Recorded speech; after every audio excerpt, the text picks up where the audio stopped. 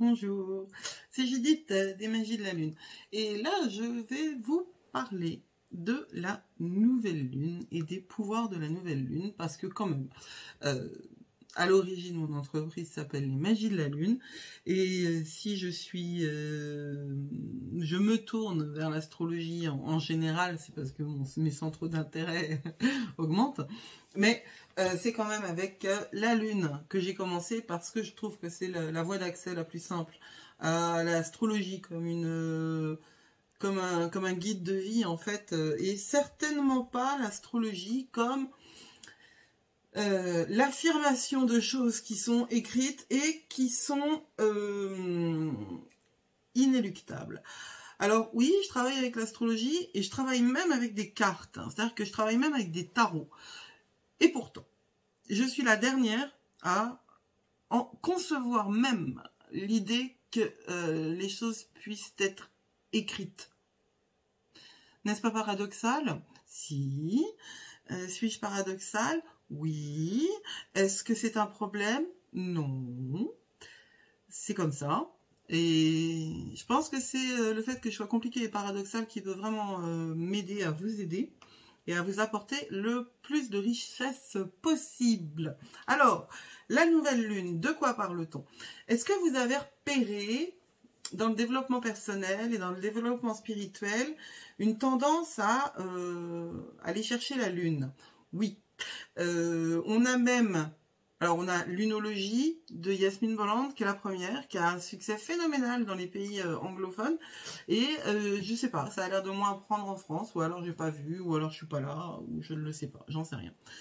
Je vois aussi un livre écrit par une japonaise, Keiko, qui s'appelle Moonwish, qui fonctionne aussi sur le principe des vœux et intentions de la nouvelle lune. C'est quelque chose qui se retrouve de manière relativement récurrente et générale sur les réseaux sociaux. Et j'ai encore l'impression d'être tordue. Sur les réseaux sociaux, et c'est facile, c'est pas cher, ça se gobe vite. Et si vous réussissez à manifester quelque chose comme ça, bah formidable. C'est que c'était à portée de main. Si vous ne parvenez pas, en revanche, à manifester avec ce système-là, ça ne m'étonne pas plus que ça. C'est de la loi de l'attraction version fast-food. Parce que la loi de l'attraction, évidemment que ça fonctionne, mais ça ne fonctionne pas comme on l'imagine. Il ne suffit pas de vouloir, l'intention n'est pas tout.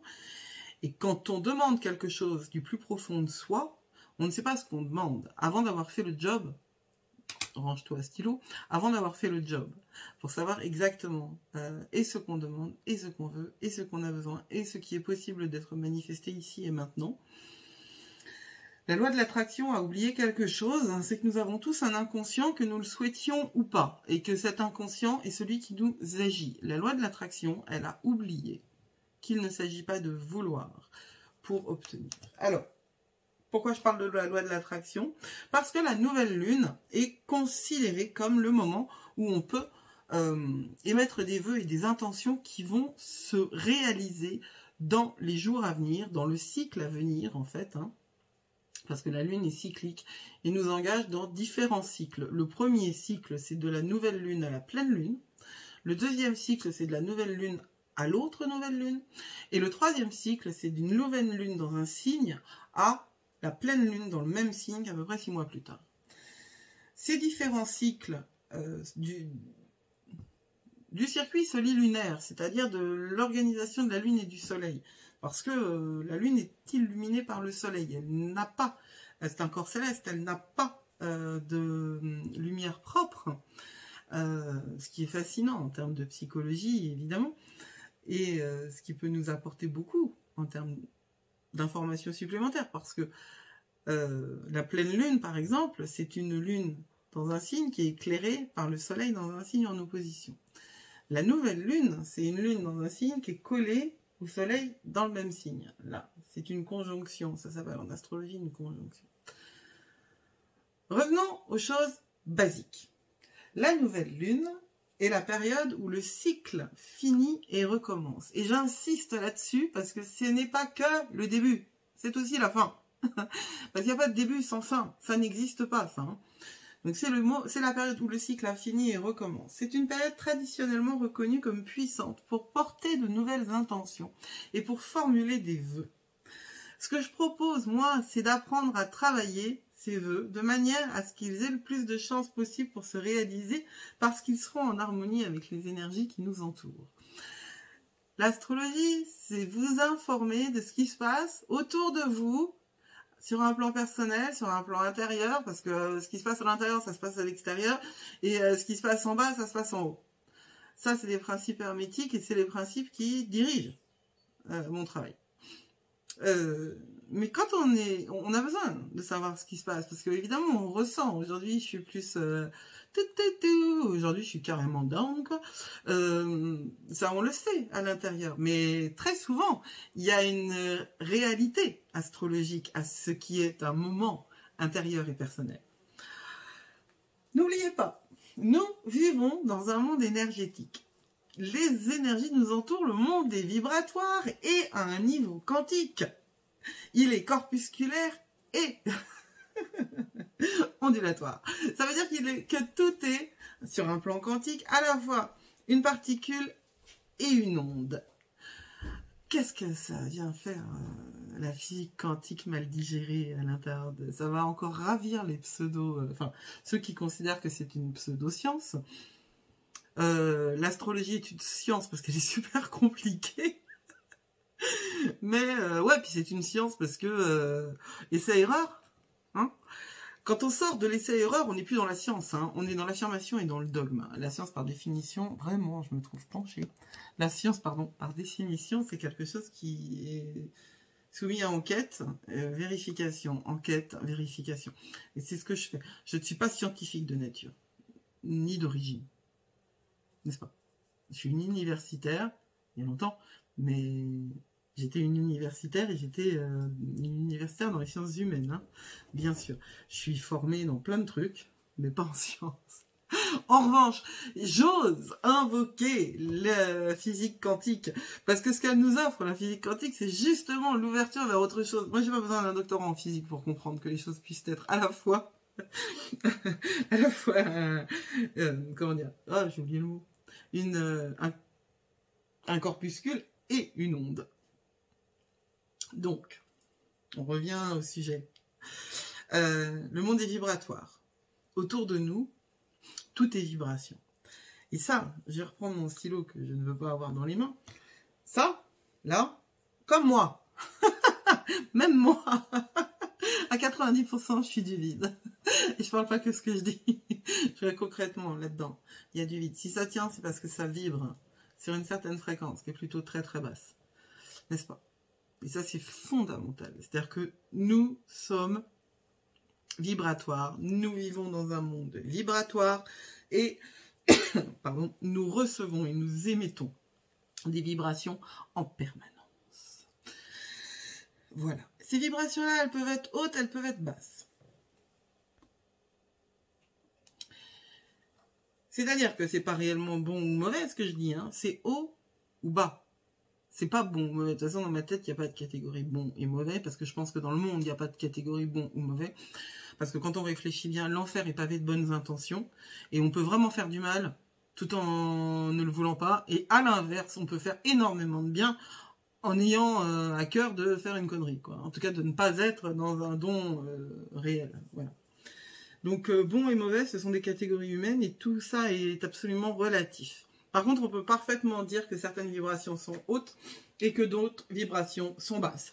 On sait, par exemple, que l'amour vibre au-delà de 500 MHz. Voilà. Alors que la colère est bien plus basse. Si vous pensez à ce que vous êtes, j'espère que vous pensez à ce que vous êtes, bah, vous pouvez penser que vous êtes comme un autoradio. À l'ancienne, avec des fréquences hertziennes. Hein. C'est-à-dire que vous cherchez... Les autoradios, je crois qu'ils sont tous à l'ancienne. C'est-à-dire que on cherche la bonne bande, en fait, le moment où ça va arrêter de faire... Le moment où la communication, elle sera claire et précise. Voilà.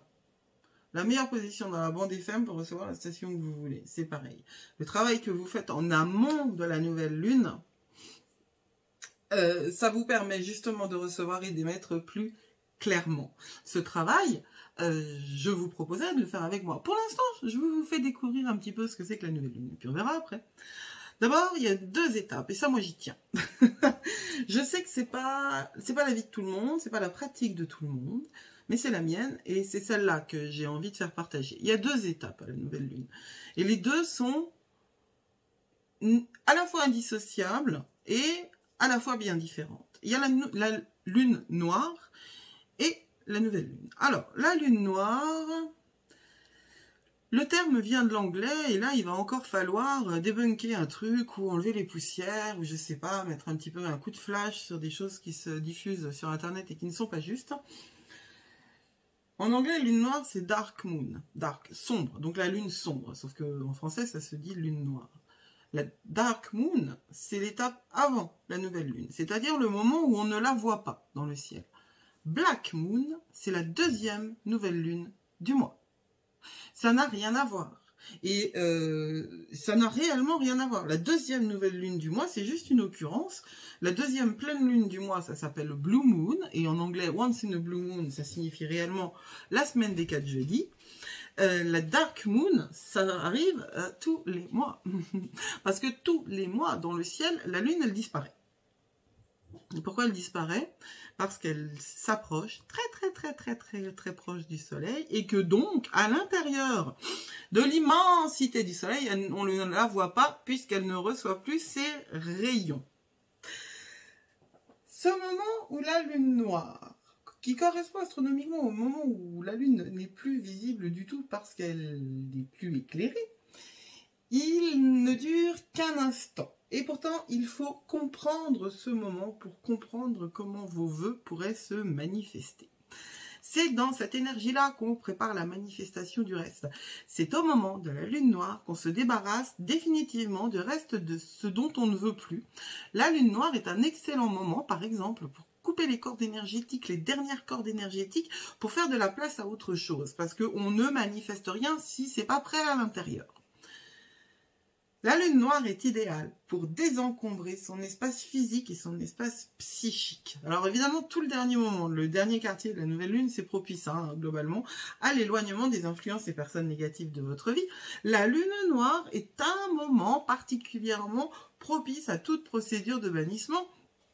Et les procédures de bannissement, c'est des trucs qu'on fait quand on deal un peu avec la magie, mais c'est des trucs qu'on fait aussi spontanément, Quand on veut mettre quelqu'un au large, on décide de tout couper avec lui. Et puis dans la spiritualité New Age, le coupage de cordes est une pratique qui semble exister de toute éternité, alors que pas du tout. C'est de la pop culture, mais quelle importance. Si ça marche, n'est-ce pas? Ça marche et ça marche pas. C'est un petit peu plus compliqué que ça aussi, mais là je parle vraiment d'une expérience personnelle. Bon, j'ai déjà 13 minutes. Je suis incroyablement bavard. Dans la pensée New Age, la loi de l'attraction, l'accent est posé sur la nouvelle lune, en tant qu'elle peut porter tous les vœux et toutes les intentions, pour peu que l'on suive nos pensées d'actes correspondants. Dans les traditions plus anciennes, comme les miennes, la nouvelle lune est aussi et avant tout un temps d'introspection, de retour sur soi. Car si les graines plantées à ce moment sont certes portées par les énergies lunaires du cycle qui débute, c'est également un temps d'ombre et de repli, de repos et de bilan, et les deux ne sont pas incompatibles, bien au contraire. Si la plupart des vœux faits mécaniquement à la nouvelle lune fonctionnent mal, ou de travers, ou pas du tout, c'est certainement parce que le terrain n'a pas été préparé. Pour que des cultures s'épanouissent, il faut s'attarder à enlever mauvaises herbes et pierres inutiles, avant même de penser à planter les graines des futures récoltes. Alors, la loi de l'attraction et de l'intention, que l'on l'utilise, qu'on le veuille ou non, nous apprennent que nous recevons ce que nous vivrons. Là aussi, moi, je suis pas entièrement d'accord, je suis même pas d'accord du tout. Parce que c'est une tendance à blâmer la victime qui m'exaspère un petit peu. Genre, moi je suis pour la responsabilité individuelle évidemment, mais ça n'empêche pas le collectif de prendre sa charge, parce que l'addition de tous les individus est plus que tous les individus additionnés. Il y a un truc en plus, ça s'appelle un égrégore, ça s'appelle une société. Et ça a suffisamment d'impact sur l'individu pour que ça prenne ses responsabilités derrière. Donc nous ne manifestons pas toutes les galères qui nous arrivent. Nous les accueillons plus ou moins bien. Voilà. Donc, ce qui compte le plus pour moi, c'est que il n'y ait pas de culpabilisation, parce que la culpabilité, pour moi, c'est la source de tous les maux. C'est dans la culpabilité qu'on fait des vraies conneries, qu'on prend des vrais mauvais choix, qu'on a de vraies mauvaises habitudes, de vraies mauvaises attitudes, et elle est dangereuse. Et pour moi, le travail personnel, le travail thérapeutique, le travail individuel, le travail qu'on peut faire avec un coach, c'est justement reprendre le pouvoir, être véritablement soi, hors de cette culpabilité. Le premier exemple, c'est le péché originel. C'est-à-dire, on vit dans une société où on est coupable. Donc, le reste, voilà, moi je pense qu'il faut revenir aux racines et extraire cette racine-là de nous. Le changement de taux vibratoire de la Terre, qui est réel, qui est vraiment réel, nous porte vers un chemin spirituel, et il nous oblige aussi à faire attention à nous et à nous prendre en charge. Donc, je résume, la nouvelle lune, c'est 2 étapes, la lune noire et la nouvelle lune où la lune commence à être illuminée. Pendant la période de la lune noire, on fait attention à soi, en accord avec les vibrations du signe, mais là c'est une vidéo juste d'introduction aux magies de la lune. La première étape, c'est de se dégager de tout ça, de tout ce qui nous encombre au moment de la lune noire. Ça peut se faire par exemple avec une bougie noire, tout simplement, parce que le noir est une couleur très porteuse. Dit-elle. Bah oui, je porte du noir assez souvent. C'est pas du tout une couleur négative, c'est vraiment, c'est au contraire, c'est l'addition de toutes les couleurs, donc elle est pas négative du tout. Au contraire, ce serait le blanc à la limite qui serait la couleur négative, parce que là il y a pas de couleur. Donc la lune noire, c'est un moment d'introspection et de bannissement. Et la nouvelle lune, au moment où elle commence à être éclairée, on a à ce moment-là la possibilité de faire des vœux. En tout cas, d'être dans une pratique qui va apporter quelque chose d'autre. Je suis en train de mettre au point un système très particulier pour suivre le cycle lunaire. Alors, je n'aime pas le terme solilunaire. Donc, pour suivre le cycle lunaire et pour réussir à apprendre à manifester ce que l'on veut dans notre vie. Restez connectés, je vous en parlerai plus tard. C'était Judith pour les magies de la lune. Et je vous souhaite une très belle fin de journée. N'oubliez pas, oui. Grand Dieu, j'ai oublié encore. Si vous aimez, je devrais le dire en début, et j'oublie tout le temps. Si vous aimez, abonnez-vous, likez, cliquez sur la petite cloche pour recevoir les notifications et ainsi ne rien rater de mes vidéos. Prenez soin de vous et à bientôt. C'était Judith pour les magies de la lune.